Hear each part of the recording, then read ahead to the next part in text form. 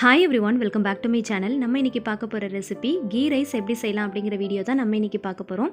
இந்த ரெசிபியோட வீடியோவை நீங்கள் பார்க்குறதுக்கு முன்னாடி நம்ம சேனலில் இன்னும் நீங்கள் சப்ஸ்கிரைப் பண்ணாமல் பார்த்துட்ருக்கீங்கன்னா மறக்காமல் இப்போவே நம்ம சேனலுக்கு கீழே தெரிகிற ரெட் கலர் சப்ஸ்கிரைப் பட்டனை கிளிக் பண்ணி சப்ஸ்கிரைப் பண்ணிக்கோங்க.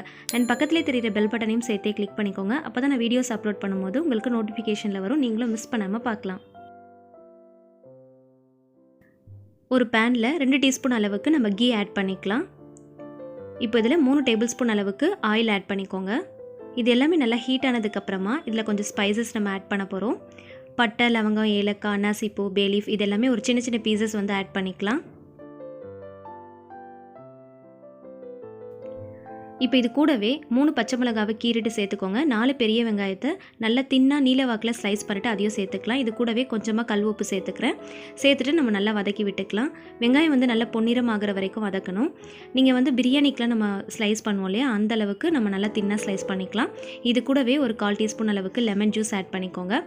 வெங்காயம் வந்து நல்லா வந்து வதங்கணும். வெங்காயம் நல்லா வதங்கினதுக்கப்புறமா 1 டீஸ்பூன் அளவுக்கு சீரகம் சேர்த்து நல்லா பொரிய விட்டுறலாம். நல்லா பொரிஞ்சதுக்கப்புறமா வெங்காயத்தோடு சேர்த்து நம்ம நல்லா மிக்ஸ் பண்ணி விட்டுறலாம்.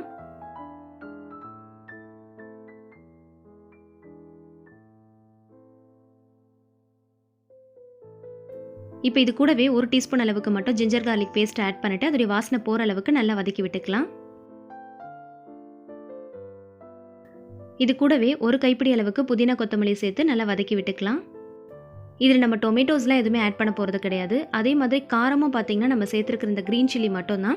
எக்ஸ்ட்ராவாக வந்து நம்ம ரெட் சில்லியோ இல்லை வேறு எந்த மசாலாவோ ஆட் பண்ண போகிறது கிடையாது. ஸோ அதனால் உங்களுடைய காரத்துக்கு ஏற்றா போல் நீங்கள் எத்தனை பச்சை மிளகாய் சேர்க்கணும்னு நினைக்கிறீங்களோ அதுக்கு ஏற்றா போல் நீங்கள் சேர்த்துக்கோங்க. இப்போ தேவையான அளவுக்கு வாட்டர் ஆட் பண்ணிக்கலாம். ஸோ நான் வந்து 1 கப் பாஸ்மதி ரைஸ் எடுத்திருக்கேன். அதுக்கு வந்து 2 கப் அளவுக்கு வாட்டர் ஆட் பண்ணிக்கலாம். ஸோ இப்போ இது மூடி போட்டு நல்லா கொதிக்க விடலாம். வாட்டர் நல்லா பாயில் ஆனதுக்கப்புறமா நம்ம இது கூடவே வந்து பாஸ்மதி ரைஸ் ஆட் பண்ண போகிறோம்.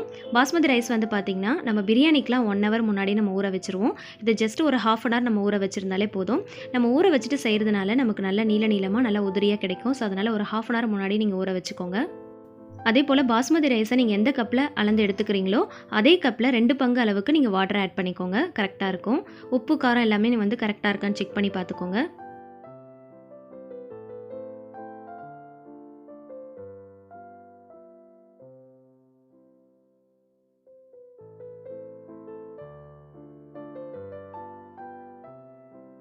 இது நல்லா மிக்ஸ் பண்ணதுக்கப்புறமா மூடி போட்டு 15 நிமிஷத்துக்கு மீடியம் ஃப்ளேமில் வச்சு குக் பண்ணிக்கலாம். இப்போ நல்லா வந்து குக் ஆகிருக்கு. நம்ம ஆட் பண்ண வாட்டர் எல்லாமே வந்து ட்ரை ஆகிடுச்சு. ஸோ ஜஸ்ட்டு வந்து இது ஒரு மிக்ஸ் கொடுத்துடலாம். மிக்ஸ் கொடுத்ததுக்கப்புறமா இது நம்ம வந்து தம்மில் போட போகிறோம்.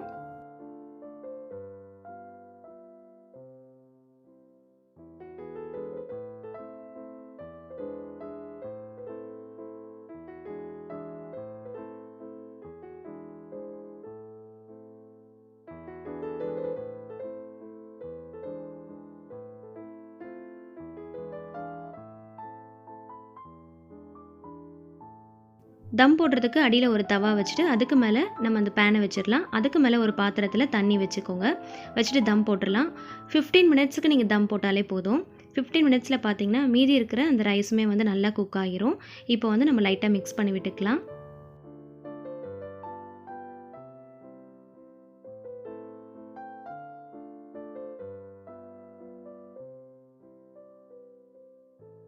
இது மிக்ஸ் பண்ணதுக்கப்புறமா இது கூடவே கொஞ்சம் கீழே வந்து ரோஸ்ட் பண்ண நட்ஸை வந்து இது கூட நம்ம ஆட் பண்ணிக்கலாம். நான் வந்து கொஞ்சம் கேஷ்யூஸ் அண்ட் ட்ரை கிரேப்ஸை வந்து இது கூட நான் ரோஸ்ட் பண்ணி வச்சுருக்கேன். ஸோ அதை வந்து நம்ம இது கூட ஆட் பண்ணிக்கலாம்.